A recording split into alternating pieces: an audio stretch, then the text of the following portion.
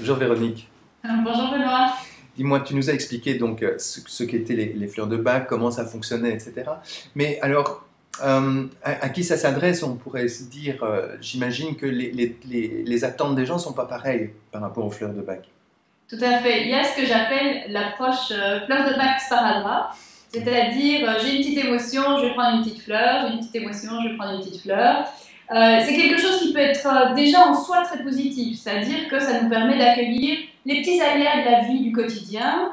Quand on est thérapeute, ça peut être intéressant aussi d'avoir la petite fleur qui va venir compléter un soin, un traitement, une approche, enfin quelque chose qui s'est passé en séance. Donc ça a un côté assez positif, assez ludique et assez rapide. En même temps, on reste un petit peu en surface. Hein.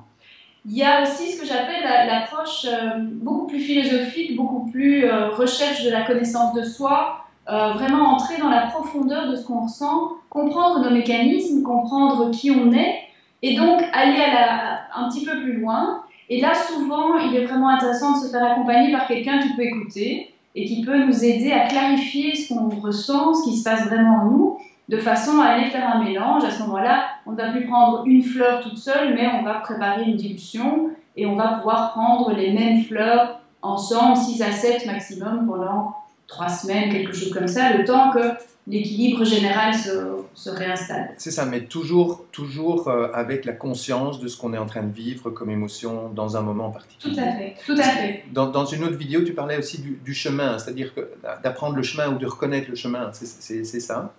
Oui, ce qui est très très important avec cette approche, c'est qu'elle est très respectueuse de nous et du chemin qu'on a à parcourir. C'est-à-dire que quand on est conseillé, on va écouter ce que la personne vit dans l'instant, dans le moment, dans son présent au sens large, et on va lui permettre de faire le chemin jusqu'à son équilibre. Et je pense que ce chemin est aussi important que de trouver les bonnes fleurs et que d'avoir l'équilibre. L'équilibre en soi, c'est la finalité, mais c'est le chemin qui mène jusque-là qui nous aide à grandir et qui nous aide par la suite aussi à retrouver naturellement notre équilibre quand on en a besoin.